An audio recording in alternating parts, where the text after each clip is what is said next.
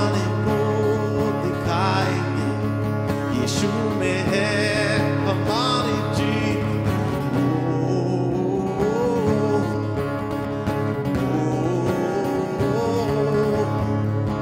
तेरे लिए मैं गाऊंगा, तेरे लिए मैं गाऊंगा ये गीत नया। तेरे लिए मैं नाचूंगा, तेरे लिए मैं नाचूंगा यीशु, बस तेरे लिए। हा ला ला ला ला, हा ला ला ला ले, हा ला ला ला लेलुया। हा ला ला ला ला, हा ला ला ला ले, हा ला ला ला लेलुया। हा ला ला, हा ला ला ला ला, हा ला ला ला ले, हा ला ला ला लेलुया। Ha la la la la, ha la la la le, ha la la la hallelujah.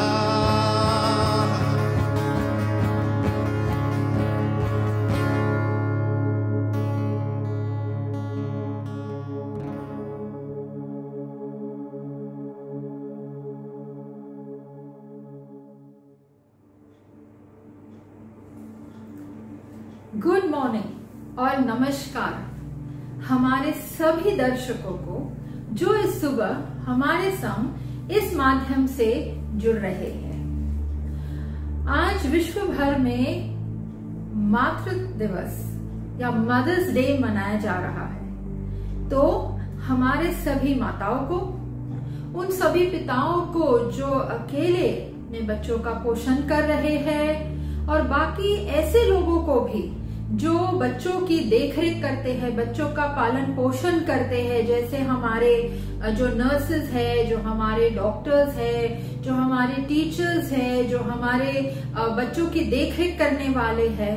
आप सभी को मातृ दिवस या मदर्स डे की हार्दिक शुभकामनाएं। हम आपसे कहना चाहते हैं कि जो काम आप कर रहे हैं उससे हमें बहुत गर्व है। आप जो कर रहे हैं वो बहुत ही सराहनीय है और इसके लिए हम आपके तहे दिल से शुक्रगुजार हैं। आज का हमारा जो वचन है, आइए हम उसे पढ़ेंगे। भजन संहिता उसका 19 अध्याय और 14 वचन। मेरे मुंह का वचन और मेरे हृदय का ध्यान तेरे सम्मुख ग्रहण योग्य हो, हे यहोवा परमेश्वर, मेरी चट्टान और मेरे उद्धार करने वाला। आइए हम प्रार्थना करें। प्रभु जी, आज इस वचन को लेकर हम आए हैं और आज उसके बारे में हम बातचीत करने वाले हैं। हम आपसे मांगते हैं प्रभु जी कि आप हमें, हमारे दिलों को, हमारे दिमाग को इस तरह से खोलिए कि हम इस वचन को ग्रहण कर सके और अपने जीवन में इसके सिद्धांतों को, इसकी सीख को लागू कर सके। इस प्रार्थना को हम मसीह यीशु के नाम से मांगते हैं, आमीन। तो माताओं की बात हो रही है आज। तो हम कई बार देखते हैं कि ऐसे बहुत से लोग हैं जो कई बार अपने मुख के द्वारा जो है ऐसा कुछ कहते हैं जो लोगों को चोट पहुंचा सकती है, जिसकी वजह से गलतफहमियां हो सकती है, लोगों को चोट पहुंचती है, खुद को दुख होता है। ऐसी बहुत सी बातें हैं और यहाँ पे भजन संहिता लिखने वाला ये कहता है कि हे परमेश्वर, मेरे मुख से निकलने वाले जो वचन हैं वो आपके ओर ग्रहणीय हो, वो आपको ग्रहण हो, वो आपके सामने योग्य रूप हो। लेकिन कई बार हमारे वचन जो है इस तरह से नहीं होते हैं। कई बार हम जब लोगों से कुछ कहते हैं तो हो सकता है कि हमने भी, हमारे ऊपर भी यही वचन अपनाया गया हो, या हमारे ऊपर ये वचन, किसी ने हमसे यही बात कही हो, इसीलिए हमने भी वही बातें कबूल करनी सीख ली है। तो आइए ऐसे ही कुछ वचन देखते हैं जो हम कई बार कबूल करते हैं, जो ना सही है और ना हमारे फायदे के हैं। तो सबसे पहला जो वचन हमारे मुंह से कई बार निकलता है और हम ये हमेशा कहते हैं, मैं हार गया, मैं इसे लेकर आगे बढ़ ही नहीं सकता हूँ, मैंने छोड़ दिया, जाने दो इसको, मैं नहीं कर सकता हूँ। लेकिन देखते हैं कि वचन के द्वारा ये जो हम कबूल कर रहे हैं कि सही है या नहीं, और अगर नहीं तो इसका जो सही अर्थ है, इसका जो सही रूपांतर है वो कैसे होना चाहिए। फिलिपियंस का 4 अध्याय और 16 वचन ये कहता है, जो मुझे सामर्थ्य देता है उसमें मैं सब कुछ कर सकता हूँ। हम कहते हम नहीं कर सकते, हमसे हो ही नहीं सकता, और फिर वचन क्या कहता है कि जो मुझे सामर्थ्य देता है, प्रभु परमेश्वर यीशु मसीह जो मुझे सामर्थ्य देता है, उसके बल के द्वारा मैं सब कुछ कर सकता हूँ। फिर एक और बात हम कहना बहुत आसानी से कह लेते हैं, यह असंभव है, तो कहीं नहीं कर सकते, हो ही नहीं सकता। अब देखते हैं कि वचन के द्वारा हमारे मुंह से जो कबूल होना चाहिए वो क्या है। मत्ती का 19 अध्याय और 26 वचन ये कहता है, यीशु ने उनकी ओर देखकर कहा, मनुष्य से तो यह नहीं हो सकता, परंतु परमेश्वर से सब कुछ हो सकता है। हमारे लिए असंभव जरूर है, लेकिन परमेश्वर के लिए, यीशु मसीह के लिए ये संभव है। ऐसी बात, असंभव वाली बात उनके पास होती ही नहीं है।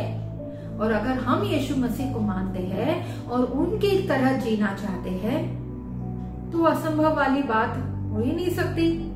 एक और वचन पढ़ेंगे, मरकुस का 9वां अध्याय और 23 वचन। यीशु ने उनसे कहा, यदि तू कर सकता है, यह क्या बात है, विश्वास करने वाले के लिए सब कुछ हो सकता है। अगर हम ये विश्वास कर सकते हैं कि यीशु मसीह में सब कुछ संभव है, तो हमारे लिए सब कुछ संभव है। ऐसा कभी हमारे मुंह से ना निकले कि ये नहीं हो सकता, ये असंभव है, मैंने छोड़ दिया, मुझसे नहीं हो सकता है। क्योंकि ऐसी बातें जब हम कबूल करते हैं तो मसीह यीशु को अच्छा नहीं लगता है। ये उनके सामने कहने वाली बातें योग्य नहीं है। एक और बात जो हमारे जबान से हम कबूल करते हैं, मैं भाग्यशाली नहीं हूं, मेरे हाथों से कुछ शुभ होता ही नहीं है, सब कुछ अशुभ हो जाता है। आइए देखते हैं वचन क्या कहता है। इफिसियों का 1 अध्याय और 3 वचन ये कहता है, हमारे प्रभु यीशु मसीह के परमेश्वर और पिता का धन्यवाद कि उसने हमें मसीह में स्वर्गीय स्थानों में सब प्रकार की आशीष दी है। मैं भाग्यशाली नहीं, मेरे हाथ से कुछ शुभ नहीं होता, मैं आशीषित नहीं हूँ, दूसरों को देखो कैसा अच्छा है। अपना कबूल करने वाली बात तो बदलो, फिर देखो कि किस तरह से आपके जीवन में परमेश्वर की आशीषें आती है। क्योंकि जब तक हम यीशु को प्रसन्न नहीं करते, उनकी जो आशीषें है वो कैसे हमारे तरफ आएगी। एक और हम वचन पढ़ेंगे, 1 कुरिन्थियंस का 2 अध्याय और उसका 9वां वचन ये कहता है, परंतु जैसा लिखा है कि जो आंख ने नहीं देखी और कान ने नहीं सुना और जो बातें मनुष्य की चित्त में नहीं चढ़ी, वो ही है जो परमेश्वर ने अपने प्रेम रखने वालों के लिए तैयार की है। जब हम मसीह यीशु से प्यार करते हैं तो मसीह ने हमारे लिए ऐसी बातें तैयार करके रखी है जो ना कभी हमने आंखों से देखी है, ना कभी कानों से सुना है, ना कभी हमारे मन में उसका कोई चित्र उठा हो। तो जरूरी है कि जो हम बातें कबूल करते हैं, जो सहज से ही ऐसे ही कह देते हैं, उन बातों को बदल कर वचन के अनुसार हमारी कबूली होना जरूरी है। एक और चीज जो हम कई बार कहते हैं, मैं हमेशा बीमार रहता हूँ। जब देखो अगर हम किसी को पूछते हैं कैसे हो, अरे सर दर्द हो रहा, अरे मेरा पैर दर्द होता, अरे हमेशा बीमार ही रहता है, कभी ये हो रहा है तो कभी वो हो रहा है। क्यों? क्योंकि हमारे मुंह की कबूली ही ऐसी है। उसे बदलो, और बदलना क्यों तो सुनते हैं। भजन संहिता लिखने वाला क्या कहता है, भजन संहिता के 30 अध्याय और दूसरे वचन में, है मेरे परमेश्वर यहोवा, मैंने तेरी दुहाई दी और तूने मुझे चंगा किया। यीशु हमें चंगाई देते हैं और हमें उसे कबूल करना है और हमारे मुंह के वचनों को बदलना है। हाँ, हम बीमार हो सकते हैं, लेकिन निरंतर बीमार रहना भी गलत है। हमारे मुंह की कबूली को बदले, ताकि हमारे मुंह से हम ये कह सके कि हे मेरे परमेश्वर, तूने मुझे चंगा किया है। एक और वचन पढ़ेंगे, निर्गमन का 15 अध्याय उसका 26 वचन ये कहता है कि यदि तू अपने परमेश्वर यहोवा का वचन तन मन से सुने और जो उसकी दृष्टि में ठीक है वही करे और उसकी आज्ञाओं पर कान लगाए और उसकी सब विधियों को माने, तो जितने रोग मैंने मिस्रियों पर भेजा है उनमें से एक भी तुझ पर न भेजूंगा, क्योंकि मैं तुम्हारा चंगा करने वाला यहोवा हूं। इतना कुछ परमेश्वर हमारे लिए करते हैं, लेकिन हम अगर उसे स्वीकार नहीं करते हैं, उसे हम अपने मुंह की कबूली को, हमारे मुंह के बातों को बदलते नहीं है, तो फिर उनका वचन हमारे जीवन में असर कैसे करेगा। एक और बात हम हमेशा कई बार कहते हैं, काफी नहीं है, इतना काफी नहीं है। मुझे अगर कुछ करना है तो अरे इतना नहीं है मेरे पास करने के लिए, पैसा नहीं है, इतना काफी नहीं है, मेरे पास ये लाने के लिए काफी नहीं, मेरे पास वो लाने के लिए काफी नहीं, कुछ ना कुछ कमी रह जाती ही है। उत्पत्ति का 22 अध्याय और 14 वचन हमें ये कहता है, और इब्राहिम ने उस स्थान का नाम यहोवा यीरे रखा। उसके अनुसार आज तक भी कहा जाता है कि यहोवा के पहाड़ पर उपाय किए जाएंगे। यानी जब हमारे पास कोई उपाय नहीं रह जाता, हमारे पास कुछ करने के लिए नहीं रह जाता, तब हमें परमेश्वर की ओर देखना है, यीशु मसीह की ओर देखना है, क्योंकि वो हमें जो है उपाय लाके देते हैं। हमारी हर जरूरत को पूरा करने की वो ताकत रखते हैं। वो हमारा यहोवा यीरे है, हर चीज को मुमकिन करने वाला परमेश्वर है। एक और बात हम कई बार कहते हैं, मेरा कोई दोस्त नहीं, कोई मुझे नहीं अपनाता, कोई मुझसे प्यार नहीं करता, मैं अकेला हूं।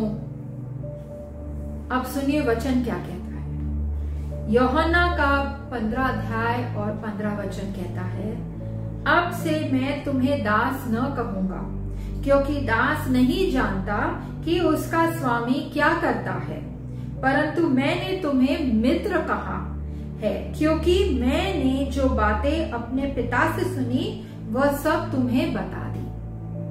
अगर हम हमेशा ये कहते रहते हैं कि मेरा कोई दोस्त नहीं है, कोई मेरे साथ नहीं है, मैं हमेशा अकेला रहता हूं, तो सबसे पहले दोस्ती यीशु से कीजिए।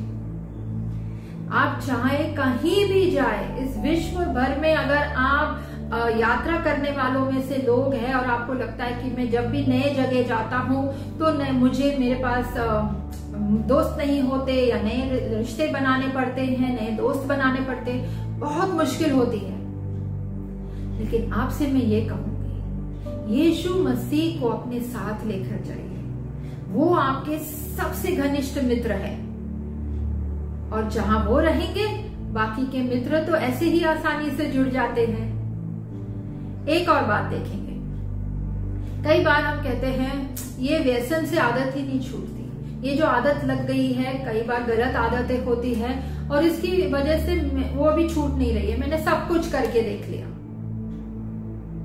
कोई भी आदत हो सकती है, नशीली पदार्थों की आदत हो सकती है, दारू की लत हो सकती है, धूम्रपान करने की आदत हो सकती है, गुस्सा करने की आदत हो सकती है, कड़ू वचन कहने की आदत हो सकती है। ऐसे बहुत सी गलत आदतें हम कई बार पाल लेते हैं। अब सुनिए वचन क्या कहता है। इफिसियों का 1 अध्याय उसका 7 वचन, हमको उसमें यानी कि यीशु मसीह में उसके लहू के द्वारा छुटकारा अर्थात अपराधों की क्षमा उसके इस अनुग्रह के धन के अनुसार मिला है। पता यीशु मसीह ने अपनी जान क्रूस पर क्यों दी, अपना लहू हमारे लिए क्यों बहाया? ताकि हमारे पापों को वो क्षमा कर सके। वो हमसे इतना प्यार करते हैं और हमारे लिए उन्होंने उस हमारे पापों की कीमत चुकाई और हम जहां हमें मरना चाहिए था वो मौत उन्होंने स्वीकार की और इसीलिए हमारे पापों को वही क्षमा कर सकते हैं क्योंकि उसकी कीमत उन्होंने खुद चुकाई है। तो यीशु मसीह से आप क्षमा मांग सकते कि यीशु मेरे पापों को आप क्षमा करें, मेरे दिल को मेरे दिमाग को आप साफ करें, धोकर शुद्ध करें और तब जाकर ये जो आदतें हमने पाल रखी है वो टूट सकती है। यीशु के बगैर वो करना असंभव है, लेकिन यीशु के साथ वचन कहता है सब कुछ संभव है। ऐसी बहुत सी बातें हैं हम जो कबूल करते हैं, ये तो चंद बातें मैंने आपको बताई हैं। ऐसी बहुत सी गलत कबूली हम करते हैं जिससे हमारे जीवन पर, हमारे आसपास के लोगों के जीवन पर, परिवारों के जीवन पर बहुत गलत और गहरा असर पड़ता है। तो सीखिए कि वचन के अनुसार हमारे जबान की कबूली किस तरह होनी चाहिए। और जैसे हमने आज वचन पढ़ा है भजन संहिता का 19 अध्याय और 14 वचन, तो उसका दूसरा भाग भी है। पहला भाग है कि मेरे मुंह के वचन जो आज हमने देखे किस तरह से कई बार गलत हो सकते हैं, और मेरे हृदय का ध्यान तेरे सम्मुख ग्रहण योग्य हो। तो हमने देखा कि हमारे वचन के द्वारा कैसे हम अपने योग्य रूप से उनके आगे आ सकते हैं, लेकिन हमारा हृदय का ध्यान, हमारे हृदय में हमने क्या पाल के रखा है, क्या हम छुपा के रखते हैं और कई बार उसे एक सूची के रूप में अपने सामने रखते हैं और उसी पर मनन करते हैं। और उसकी वजह से कई बार हमारे दिलों में घृणा, ईर्ष्या, जलन, दुख, संताप, उदासी, निराशा, गंदी भाषा, नकारात्मक शब्द जो जिसके बारे में अभी हमने थोड़ी देर पहले देखा, अकेलापन, पीड़ा, कष्ट, ऐसी बहुत सी बातें हमारे दिल और दिमाग पर छाई रहती है।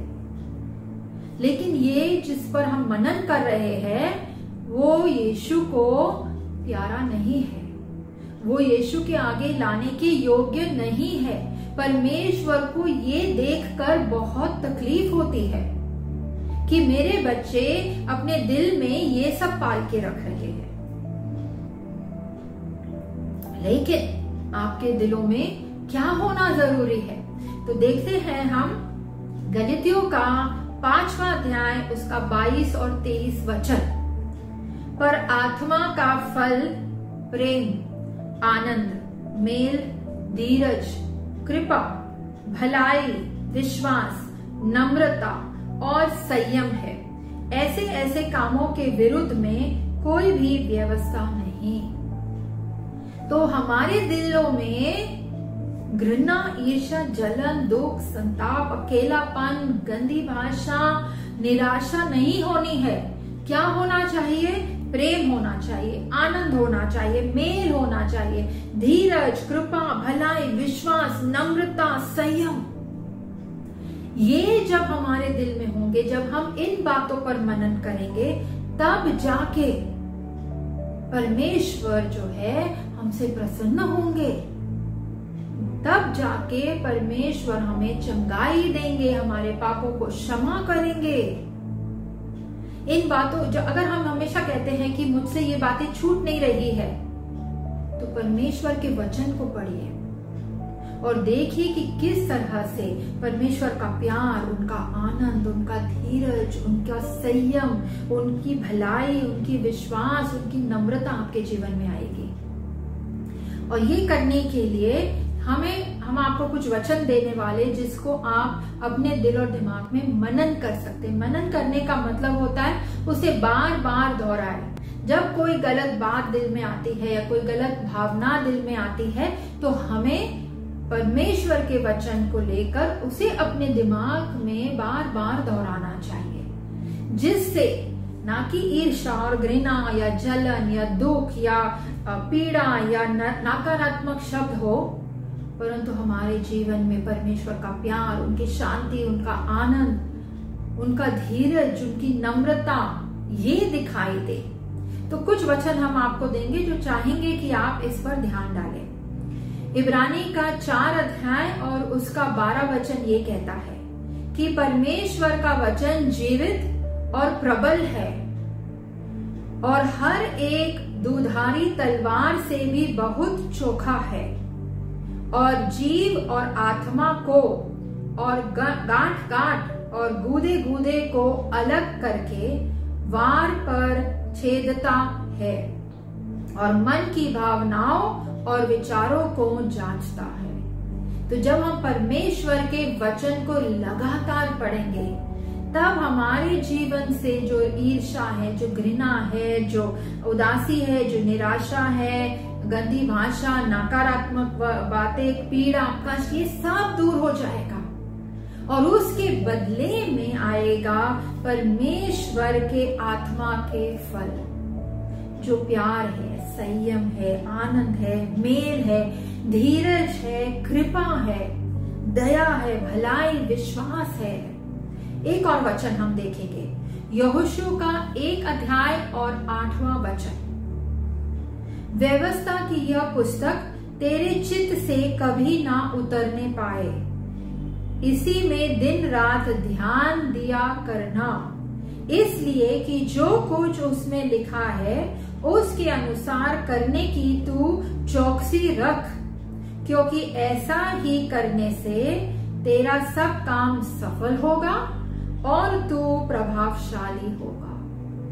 तो जब हम परमेश्वर के वचन को पढ़ते हैं तब और जब उस पर दिन रात मनन करते हैं, दिन रात हमारा ध्यान उस वचन पे रहता है, ना कि ये देखने के लिए कि मैं किसका नुकसान करूं, किससे ईर्ष्या करूं, किससे मैं दुख हो जाऊं, किसके ऊपर मैं गंदी भाषा इस्तेमाल करूं। नहीं होगा, क्योंकि आपका ध्यान जो है वो परमेश्वर के वचन पर होगा और जब ऐसा होगा तब हमारे सारे काम सफल होंगे और तब हम प्रभावशाली होंगे। एक और वचन होगा, भजन संहिता 143 और उसका 5वां अध्याय। ये कहता है, मुझे प्राचीन काल के दिन स्मरण आते हैं, मैं तेरे सब अद्भुत कामों पर ध्यान करता हूँ और तेरे काम को सोचता हूँ। मैं तेरे सारे अद्भुत कामों पर ध्यान करता हूँ। मेरा ध्यान यहाँ वहां गलत चीजों में नहीं, परमेश्वर के वचन पर है और उसके बारे में, आपके कामों के बारे में, परमेश्वर के कामों के बारे में मैं सोचता हूँ। और जब तक हमारा पूरा जो ध्यान है और हमारा पूरा जो दिल दिमाग के जो भी बातें हैं वो घृणा, ईर्ष्या, जलन, दुख, संताप, उदासी, निराशा, गंदी भाषा, नकारात्मक शब्द, अकेलापन, पीड़ा, कष्ट से हटकर इन चीजों से नहीं भर जाता, प्रेम, आनंद, मेल, धीरज, कृपा, भलाई, विश्वास, नम्रता और संयम से न भर जाता है, तब तक हमें लगातार परमेश्वर के वचन पर ही ध्यान देना है। हम आशा करते हैं कि परमेश्वर का ये जो वचन है ये आपके लाभ का होगा और आपको इससे फायदा होगा। प्रभु यीशु मसीह का प्यार, उनका अनुग्रह और उनकी आशीष हमेशा आप लोगों के साथ रहे।